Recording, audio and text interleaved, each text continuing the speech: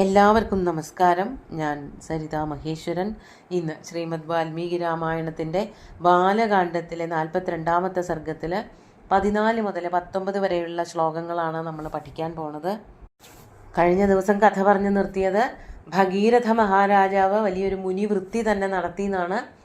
രാജ്യമൊക്കെ മന്ത്രിമാരുടെ കയ്യിൽ കൊടുത്തിട്ട് ഗംഗയെ ഭൂമിയിലേക്ക് കൊണ്ടുവരാൻ, തൻ്റെ പിതാമഹന്മാർക്ക് സ്വർഗം കിട്ടാൻ അല്ലെങ്കിൽ മോക്ഷം കിട്ടാൻ വേണ്ടതായിട്ടുള്ള നടപടികൾ ആരംഭിച്ചു. അതിനാദ്യം ഗംഗയെ കൊണ്ടുവരണം, അതിനായിട്ട് തപസ് ചെയ്തു എന്നാണ്.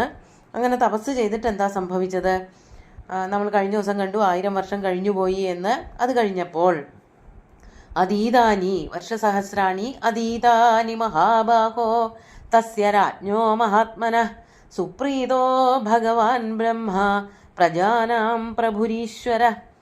അങ്ങനെ 1000 വർഷക്കാലം തപസ് ചെയ്ത് കഴിഞ്ഞപ്പോൾ, അല്ലയോ മഹാബാഹോ ശ്രീരാമ, തസ്യ രാജ്ഞ മഹാത്മനഃ, മഹാരാജാവായിട്ടുള്ള മഹാത്മാവായിട്ടുള്ള ആ ഭഗീരഥൻ്റെ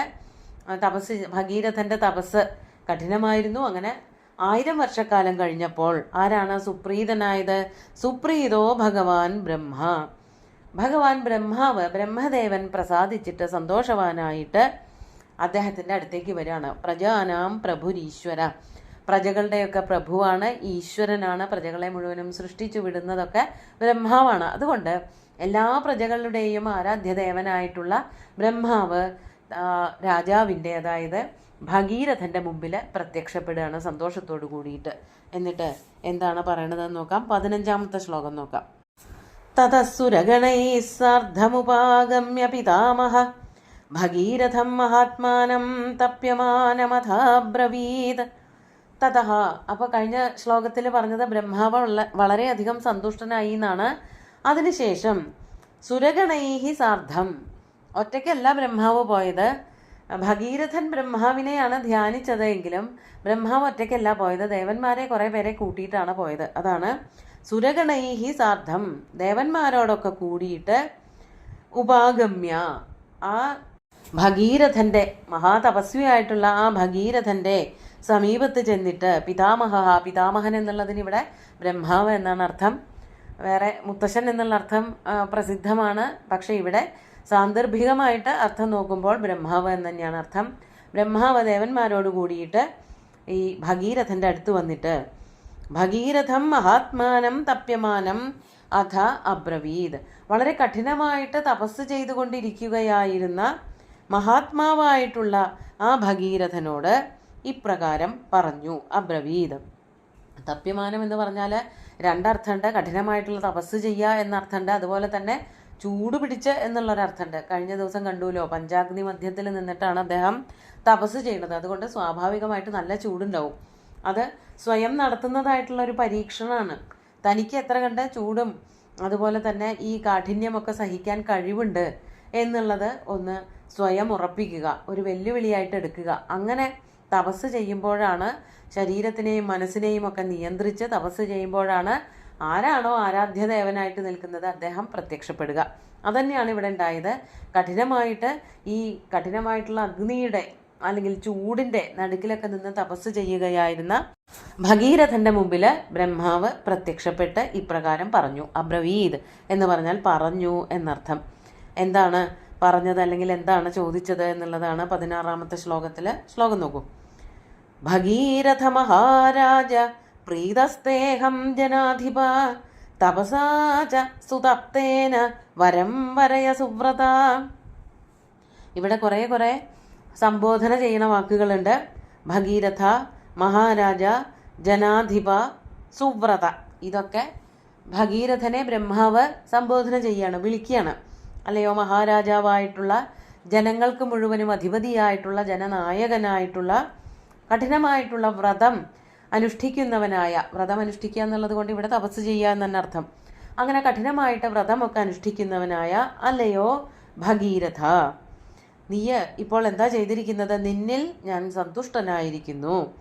അഹം തേ പ്രീതഃ, ഞാൻ നിന്നിൽ വളരെ സന്തുഷ്ടനാണ്. നിന്റെ തപസ്സൊക്കെ എനിക്ക് വളരെ ബോധിച്ചു. നീ കഠിനമായിട്ട് വളരെ നിയന്ത്രണമൊക്കെ നടത്തിയിട്ടാണ് തപസ് ചെയ്തിരിക്കുന്നത്, എനിക്കെല്ലാം മനസ്സിലാവുന്നുണ്ട്. അതുകൊണ്ട് എന്താണ് നീ ആഗ്രഹിക്കുന്നത്? സുതപ്തേന തപസ, വളരെ തപം ചെയ്തിട്ട് ചെയ്തതായ തപസ്, മനസ്സും ശരീരവുമൊക്കെ ചുട്ട് ചെയ്തതായ തപസ്, വളരെ കാര്യമായിട്ട് എന്തോ ലഭിക്കുന്നതിന് വേണ്ടിയിട്ട് ദൃഢനിശ്ചയത്തോടു കൂടി ചെയ്തതായിട്ടുള്ള തപസ്സാണല്ലോ. ആ തപസ് ചെയ്തതിൽ ഞാൻ പ്രസാദിച്ചിരിക്കുന്നു. അതുകൊണ്ട് സുവ്രത വരം വരയാ, അല്ലയോ ഭഗീരഥ മഹാരാജാവേ, എന്ത് വരമാണ് അങ്ങേക്ക് ആവശ്യമുള്ളത് എങ്കിൽ ചോദിച്ചുകൊള്ളൂ, വരം വരയാ, ഞാൻ അനുഗ്രഹിക്കാം എന്ന് തയ്യാറായിട്ടാണ് ഇവിടെ ബ്രഹ്മാവ് വന്നിരിക്കുന്നത്. അപ്പോൾ ബ്രഹ്മാവിനോട് എന്താണ് ഭഗീരഥൻ പറഞ്ഞത് എന്നുള്ളതാണ് 17ാമത്തെ ശ്ലോകം നോക്കൂ. തമുവാച മഹാതേജാഃ സർവലോകപിതാമഹം ഭഗീരഥോ മഹാബാഹു കൃതാഞ്ജലിപുടസ്ഥിത. തം ഉവാച, തം എന്ന് പറഞ്ഞാൽ സർവലോകപിതാമഹം തം ബ്രഹ്മാണം ഉവാച. മഹാതേജസ്വിയായിട്ടുള്ള മഹാതേജാഹ ഭഗീരഥ, തപസ് ചെയ്തിട്ട് തന്നെ വളരെയധികം തേജസ് ഉണ്ടായി, തേജസ് വർദ്ധിച്ചവനായി തീർന്ന, അല്ലെങ്കിലും വളരെ തേജസ്വിയാണ്, അങ്ങനെയുള്ള ആ ഭഗീരഥൻ തൻ്റെ മുമ്പിൽ പ്രത്യക്ഷപ്പെട്ടു വന്ന സർവലോകത്തിനും പിതാമഹനായിട്ടുള്ള ബ്രഹ്മാവിനോട് ഇപ്രകാരം പറഞ്ഞു. എങ്ങനെയാണ് നിന്നത് എന്നുള്ളതാണ് അടുത്ത വരിയിൽ പറയുന്നത്. ഭഗീരഥ മഹാബാഹു കൃതാഞ്ജലിപുടസ്ഥിത. കൃതാഞ്ജലിപുടം എന്ന് പറഞ്ഞാൽ കൈകൾ കൂപ്പി പിടിക്കുക. അഞ്ജലിപുടം എന്ന് പറഞ്ഞാൽ കൈകൾ കൂപ്പി പിടിക്കുകയാണ്. ബഹുമാനത്തോടു കൂടിയിട്ട് കൈകൂപ്പി നിന്നിട്ട്, ബ്രഹ്മാവിൻ്റെ മുമ്പിൽ കൈകൂപ്പി നിന്നിട്ട് മഹാബാഹുവായിട്ടുള്ള, മഹാബാഹു എന്നുള്ള വിശേഷണമൊക്കെ നല്ല ദീർഘങ്ങളായിട്ടുള്ള കൈകളുള്ളവൻ, ശക്തിമാൻ, ഇനി ചെയ്യാൻ പോണ അല്ലെങ്കിൽ പ്രവൃത്തി, അതായത് ഒരു വ്രതം, അതൊക്കെ ആ വാക്കുകളൊക്കെ അതിൽ ചേരുട്ടോ. വളരെ വ്രതമുള്ളവനാണെന്നുള്ളത് കൊണ്ട് ഇനി ഭഗീരഥൻ ചെയ്യാൻ പോകുന്നതായിട്ടുള്ള എല്ലാ പ്രവൃത്തികളിലേക്കും ഈ വാക്കുകളെ കൊണ്ടുള്ള വിശേഷണങ്ങളൊക്കെ വ്യാപിച്ച് നിൽക്കുന്നുണ്ട്. അതാണ് സുവ്രത എന്ന് വിളിച്ചത്. ഒരു വ്രതം നോറ്റിട്ടുണ്ടെങ്കിൽ അതിൻ്റെ ഫലം കിട്ടുന്നത് വരെ അത് നടത്തിക്കൊണ്ടിരിക്കുന്നവൻ എന്നുള്ളൊരർത്ഥമുണ്ട്. ഇവിടെ മഹാബാഹു എന്നുള്ളതിന് അതേപോലെ തന്നെ ദൃഢനിശ്ചയം നടത്തി ശക്തിമാനാണ്, മനസ്സിനും ശക്തിയുണ്ട്, താൻ എന്താണോ ഉദ്ദേശിക്കുന്നത് അവിടേക്ക് എത്തുന്നത് വരെ കഠിനമായിട്ട് അധ്വാനിക്കുന്നവൻ എന്നുള്ള അർത്ഥമൊക്കെ ഉണ്ട്. അങ്ങനെയുള്ള ഭഗീരഥൻ ഇപ്രകാരം പറഞ്ഞു, തൻ്റെ മുമ്പിൽ നിൽക്കുന്ന ബ്രഹ്മാവിനോട് ആവശ്യപ്പെടുകയാണ്. അതാണ് 18ാമത്തെ ശ്ലോകത്തിൽ. യദിമേ ഭഗവാൻ പ്രീതോ യദ്യസ്തി തപസഃ ഫലം സഗരസ്യാത്മജാ സർവേ മത്തസലിലമാപ്നുയു. അടുത്തൊരു ശ്ലോകം കൂടി ചൊല്ലാം, 19ാമത്തേത്. ഗംഗായാ സലിലക്ലിന്നേ ഭസ്മന്യേഷാം മഹാത്മനാം സ്വർഗം ഗച്ഛേയുരത്യന്തം സർവേ ച പ്രപിതാമഹാഃ. യദിമേ ഭഗവാൻ പ്രീതഃ, അല്ലയോ ബ്രഹ്മദേവ, അങ്ങ് എന്നിൽ പ്രീതനാണ് എങ്കിൽ, യദി ഭഗവാൻ മേ പ്രീതഃ, എന്നിൽ അങ്ങ് പ്രസാദിച്ചിരിക്കുകയാണ് എങ്കിൽ, എനിക്ക് ഒരാവശ്യമേ ഉള്ളൂ. അതാണ് യദ്യസ്തി തപസഃ ഫലം, എൻ്റെ തപസ്സിന് ഫലം കിട്ടുകയാണ് എങ്കിൽ, അങ്ങ് എന്നിൽ പ്രസാദിച്ചിരിക്കുകയാണ് എങ്കിൽ, ഒരൊറ്റ ആവശ്യമേ എനിക്ക് ആദ്യം പറയാനുള്ളൂ. അതെന്താണ്? സഗരസ്യാത്മജാഹ സർവേ, സർവേ സഗരസ്യ ആത്മജാഹ, സഗരൻ്റെ എല്ലാ മക്കൾക്കും മത്തഃ സലിലം ആപ്നുയോ, എന്നിൽ നിന്ന്, മത്തഃ പഞ്ചമിയാണ്, തസിൽ, മത്ത് എന്നേ വേണ്ടു, മത്തഃ എന്നും പറയാം, എന്നിൽ നിന്നും ജലം ലഭിക്കുമാറാകണം. ജലം എന്നുള്ളത് കൊണ്ട് വെറും ജലമല്ല, ഉദകക്രിയ. എനിക്ക് മുമ്പേ, എത്രയോ തലമുറകൾക്ക് മുമ്പേ ഉണ്ടായിരുന്ന പ്രപിതാമഹന്മാരാണ്, മുത്തച്ഛൻ്റെ മുത്തച്ഛന്മാരൊക്കെയായി, അവർക്ക് ഇതുവരെ മോക്ഷം കിട്ടിയിട്ടില്ല. അവർക്ക് മോക്ഷം എൻ്റെ കൈകൊണ്ട് തന്നെ സംഭവിക്കണം, എൻ്റെ കൈകൊണ്ട് അവർക്ക് ഉദകക്രിയ നടത്താൻ പറ്റണം. അതാണ് ഏറ്റവും വലിയ എൻ്റെ മോഹം. എൻ്റെ തപസ്സിന് ഫലമുണ്ട് എങ്കിൽ അതാക്കി തരണം എന്നാണ് ബ്രഹ്മാവിനോട് ഭഗീരഥൻ ആവശ്യപ്പെടുന്നത്. അതിനെന്ത് വേണം? ഗംഗായാഹ സലിലക്ലിന്നേ ഭസ്മന്യേഷാം മഹാത്മനാം സ്വർഗം ഗച്ഛേയുരത്യന്തം.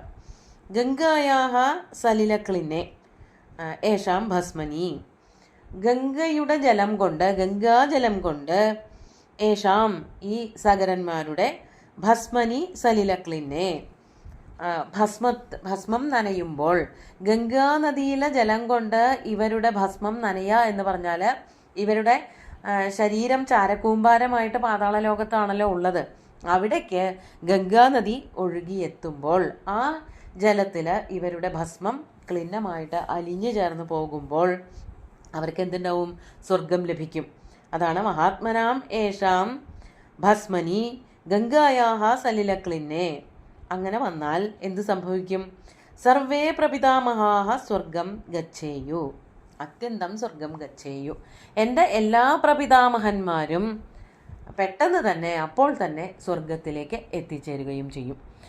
അപ്പോൾ എൻ്റെ ഏറ്റവും വലിയൊരു ആവശ്യം, അവരിങ്ങനെ അനാഥ ആത്മാക്കളായിട്ട് അനാഥപ്രേതങ്ങളായിട്ട് അലയാണ്.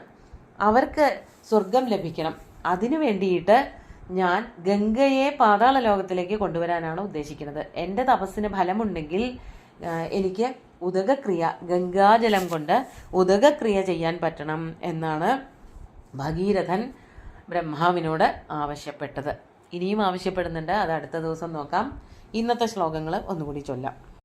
അതീതാനി മഹാബാഹോ തസ്യ രാജ്ഞോ മഹാത്മനഃ സുപ്രീതോ ഭഗവാൻ ബ്രഹ്മ പ്രജാനാം പ്രഭുരീശ്വരഃ തതഃ സുരഗണൈഃ സാർദ്ധമുപാഗമ്യ പിതാമഹഃ ഭഗീരഥം മഹാത്മാനം തപ്യമാനമഥാബ്രവീദ്. ഭഗീരഥ മഹാരാജ പ്രീതസ്തേഹം ജനാധിപ തപസാ ച സുതപ്തേന വരം വരയ സുവ്രത.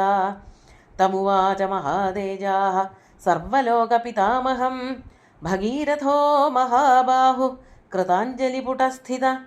യദി മേ ഭഗവാൻ പ്രീതോ യദ്യസ്തി തപസഫലം സഗരസ്യാത്മജാഃ സർവേ മത്തഃ സലിലമാപ്നുയുഃ.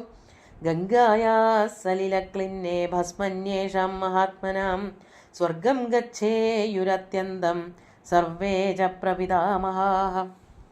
അങ്ങനെ വളരെ കഠിനമായിട്ടുള്ളത് എന്നാൽ ഉറപ്പിച്ചിട്ടുള്ളതായ ഒരു ഫലം വേണമെന്ന് ഭഗീരഥൻ ബ്രഹ്മാവിനോട് ആവശ്യപ്പെട്ടു. ബാക്കിയുള്ള ശ്ലോകങ്ങളിലെ ബാക്കി വിഷയങ്ങൾ പറയാം. സുന്ദരമായിട്ടുള്ള ശ്ലോകങ്ങൾ ഭഗവാൻ ശ്രീരാമചന്ദ്രൻ്റെ കാൽക്കൽ അർപ്പിച്ചുകൊണ്ട് ഗുരുവായൂരപ്പനെ സാഷ്ടാംഗം നമസ്കരിച്ചുകൊണ്ട് എല്ലാവർക്കും ശുഭദിനം നേർന്നു നിർത്തട്ടെ. നന്ദി.